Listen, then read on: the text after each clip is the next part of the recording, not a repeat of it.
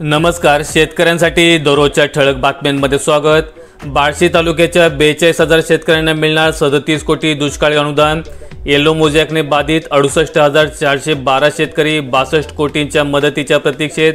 अद्याप 13,600 शेतकरी आधार ई-केवायसी करणे बाकी। 3 हेक्टरपर्यंत मिळणार आर्थिक मदत।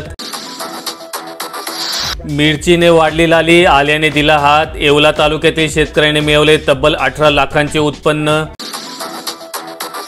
टरबूज विक्रीतून शेतकऱ्याला लाखो रुपयांचा झाला नफा। नानाजी देशमुख योजनेतून घेतले शेततळे, विहिरीवरून केली पाईपलाईन। 70 दिवसात मिळाला 1,35,000 रुपयांचा निव्वळ नफा। दूध अनुदानापोटी 109 कोटींचे वाटप। राज्यातील 2,55,351 दूध उत्पादक शेतकऱ्यांना लाभ। जत तालुक्यात अवकाळीचे बोगस पंचनामे, शेतकरी संतप्त। नुकसानग्रस्त शेतकऱ्यांवर अन्याय, सखोल चौकशीची केली मागणी। पंचनामा कमिटीची चौकशी करून कारवाई करा। ई-केवायसी बँक खात्याला आधार जोडलेला नसल्यामुळे अतिवृष्टीग्रस्तांची मदत रखडली। शेतकऱ्यांच्या खात्यात मदत होणार जमा। उन्हाळी मिरची लागवडीची लगबग, शिवना परिसरात शेतकरी लागले कामाला। मल्चिंग, ठिबक, पाण्याचे नियोजन, उन्हाची मात्र भीती। देश विदेशातून मिरचीला मागणी, शिवना मंडळात विक्रमी क्षेत्र। बाजारात शेतमालाची आवक घटली, सोयाबीनला 4,720 रुपये सर्वसाधारण भाव। सोयाबीन दरात 70 रुपयांची वाढ।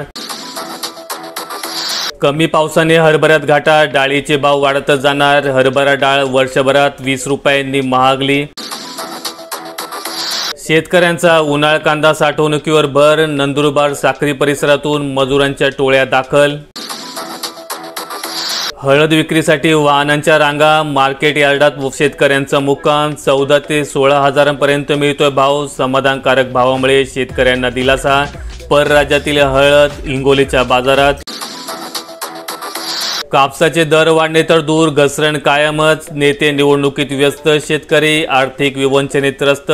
केवळ 7,000च्या आसपास मिळतोय दर। लासलगाव मनमाड बाजार समिती बंद, लिलाव बंदमुळे 3 कोटी रुपयांची उलाढाल ठप्प। शेतकऱ्यांची झाली कुचंबना। अशा शेतकऱ्यांसाठी दररोजच्या ठळक बातम्यांसाठी चॅनल सबस्क्राईब करा। धन्यवाद।